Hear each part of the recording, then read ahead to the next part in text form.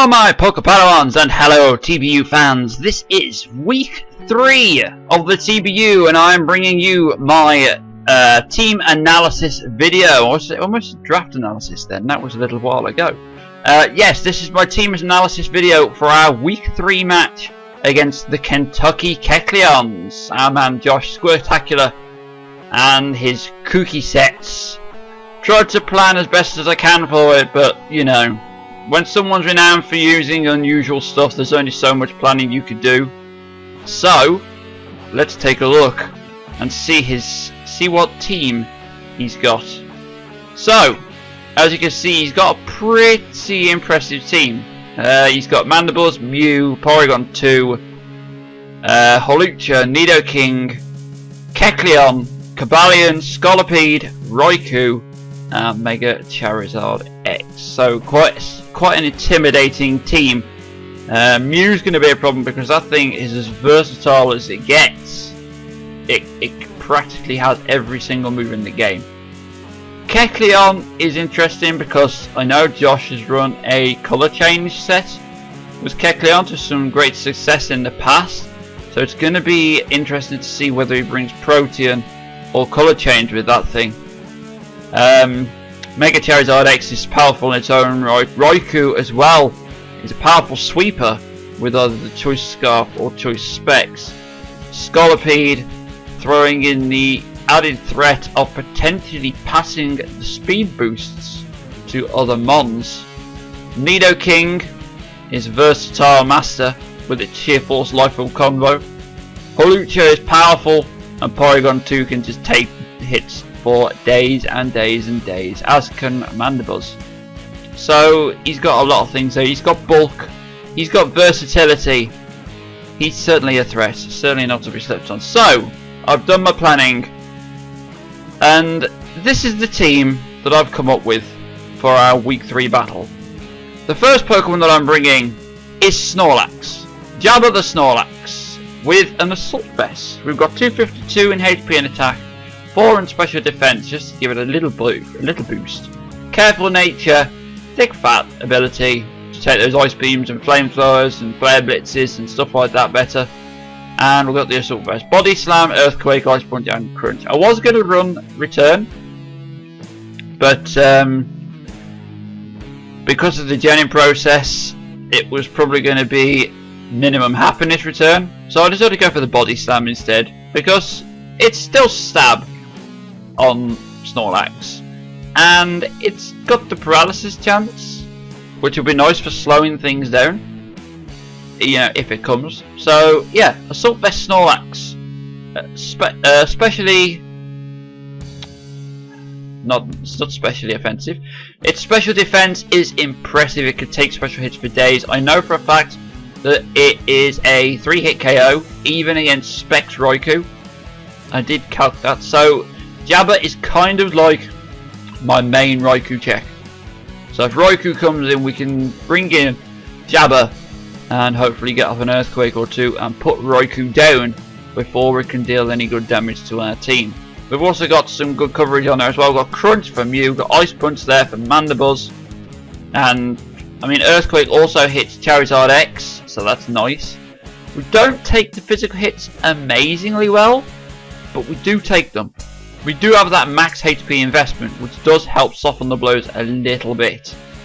So yeah, Jabba is the first member of our team this week. The second Pokemon on our team is Skuntank, Pepe the Skuntank. We've got 252 HP, 248 special attack, 8 in special defense with a modest nature, the Aftermath ability, and Black Sludge for some recovery. So we're not bringing the Assault Vest variant this week. We are bringing a kind of a bulky special attacker. Got a little bit in special defense just for a tiny little boost there. Got Defog in case he wants to set up rocks, because I know Mew can set up all kinds of hazards. I'm trying to think what else on his team can set up hazards. Kecleon also has the Stealth Rocks, so we don't really want those on the field. So we've got the Defog there, Dart Pulse, Toxic is there to break down his walls like Porygon 2 and Mandibuzz, and potentially Mew if it's a bulky set. And we've got the Flamethrower there as well, just for something for a bit of coverage. Because Sludge Bomb doesn't really do much with the Nidoking and the Scolipede. Flamethrower on the other hand hits it super effectively, so that'll be nice. So yeah, Pepe is coming again. This is his third game. He's been to every match so far as Pepe, and I've got to say, he's been doing pretty well for me. He's not got many kills as such, but he's certainly putting the work. He's certainly putting the work so far. The third member of our team this week is Wanky Washer. The captain of the team returns again. It's pretty much the same set we've been running, because it's a good set. It's been pretty successful so far. Wanky Washer then with 252 special attacker speed, 4 special defense, modest nature with levitate and choice scarf. So scarf Rotom again, Hydro Pump, Thunderbolt, Volt Switch and Trick. So Volt Switch gives us the switch option if we need it. We can get some damage up at the same time. Thunderbolt's there if we need to stay in on anything and get like a 2-hit KO with Thunderbolt on it. Something like Mandibuzz, because we don't really want to be switching out to like Metagross with Mandibuzz on the field. So we've got the Thunderbolt and the Volt Switch there, so that if I need to stay in, I can. Hydro Pump as well hits quite a few things. I mean, it hits Nidoking, it hits Charizard X neutrally. It does a lot of damage. It's Rotom's got a powerful attack as well, so that's nice to have. And we've got the Trick as well, in case we need to trick the Scarf onto anything. Particularly onto Porygon 2, because we don't have knockoff. We haven't brought Caesar this week, so we've got the Trick there. Because without the knockoff, Eevee like Porygon 2 can be an absolute nightmare for my team. So with the Trick option, we can at least remove its Eviolite and lock it into whatever it wants to lock itself into, like Tri-Attack, or Thunderbolt, or Shadow Ball, or Ice Beam, or whatever Porygon 2 wants to run. So yeah, Wanky Washer, the captain of the team, returning again. The fourth member of the team this week is one of our defensive options. It's Hodor, the Quagsire. Physically defensive Quagsire, 252 HP in defense, 4 in attack with a relaxed nature. Unaware, so that if anything like Cobalion wants to set up with Swords Dance, and thinks it can sweep, Hodor can come in and just take the hits, no problem. It does not care about boosts at all, in the slightest. Even if our opponent wants to try and drop our own stats, Hodor just does not care. And we've got the leftovers for the recovery. We've got Scald, Earthquake, Ice Punch and Recover. This is exactly the same set as I brought week 1. Let's hope that there are no sneaky grass knots on any of Josh's team to destroy Quagsire and remove our physical bulk from the game. But yeah, Quagsire can do a lot this game. It can take hits from Charizard X, takes hits from Cobalion. If for whatever reason Mew is choice banded, then Hodor could take hits from that as well. So yeah, there's a lot of things that Hodor can wall.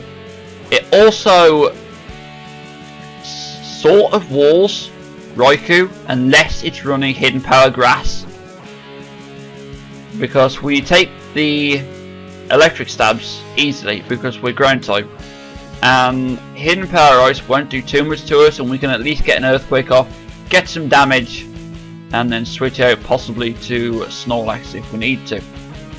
So yeah, Hodor, Quagsire coming again. The final member, is this the final member of our team? We've already been all through all 6. 1, 2, 3, 4, 5. No, someone's missing from my roster. Anyway, the next Pokemon on our team is Mega Sceptile. We are bringing the Mega for the first time this season, guys. Evergreen, the Mega Sceptile, 252 attack and speed, 4 in special defense to try and maybe take an uninvested Ice Beam. Maybe. Very unlikely, but maybe. Adamant Nature with Lightning Rod and Sceptolite. Obviously we need Sceptolite to Mega Evolve. This is a physical Swords Dance set for Evergreen, because physical does a lot more than special this game for Sceptile. So I brought the Swords Dance set. We've got Leaf Blade, Dragon Claw, which is our main check for Charizard X, and we've got the Drain Punch as well for that nasty little Kecleon and Porygon 2. We can just hit them with Swords Dance boosted Drain Punches, get some nice health back, and basically just try and take them down before they can do too much. Obviously Porygon 2 is going to be difficult to take down even with boosts because of that Eviolite, but hopefully he'll be running a specially defensive one, and after one or maybe two Swords Dances we can manage to take down the Porygon 2. So yeah, Evergreen, Mega Sceptile coming to his debut match. Let's hope he can do well, because I'd really like to see Mega Sceptile shine. Yeah, so that's 5 members. Our 6th and final member of this team is fresh off the bench. It's Metagross, the Toga Killer, because it's Metagross and it kills Toga Kisses, so it's the Toga Killer. That's the thinking behind the nickname, so there you go. So we've got 252 attack and speed, 4 in defense, Adamant Nature with Clear Body and the Expert belt, because I didn't want to lock this thing into a Choice Band. Even though the Choice Band was very tempting, I didn't want to lock it in. So we've got the Expert belt instead, because we've got some quite nice coverage for this game. We've got Earthquake, Brick Break and the Zen Headbutt, which hits the majority of things on Josh's team. Earthquake deals with Cobalion and Charizard X. Brick Break hits Kecleon and Porygon 2. Zen Headbutt can hit Scolipede and Nidoking. And everything else we can just hit neutrally with other attacks. We can hit Mew neutrally with Earthquake. We can hit the Mandibuzz neutrally with the Brick Break. And we also have the Stealth Rocks on Metagross. Not a common Stealth Rocker, I admit, but it is one of the only ones I have in my draft. So I brought the Stealth Rocks for that little bit of extra chip damage on his Pokemon. Hopefully we don't have to defog our own rocks away. So yeah, that's the 6th member of our team this week, Metagross. So we are running this week Snorlax, Skuntank, Rotom Wash, Quagsire, Mega Sceptile and Metagross. So that's our team against Josh for our week 3 TBU match. I am quite looking forward to this game, to be fair. I've faced Josh before and he's a pretty fun opponent. He brings pretty fun sets.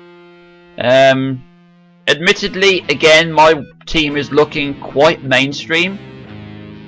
I would have liked to have brought more gimmicks, but at this point I would kind of like a win at the same time. So yeah, maybe if we do well this round, we'll bring a few more gimmicks later on, because you know, gimmicks are my thing. So I'd like to bring them at least a few times this season. So yeah, that's our team analysis for round 3. Ladies and gentlepersons, my PokePadawans and TBU fans alike. I hope you're looking forward to this game, because I definitely am. So I hope to see you when the batch goes live. Take it easy guys, and I will see you on the battlefield.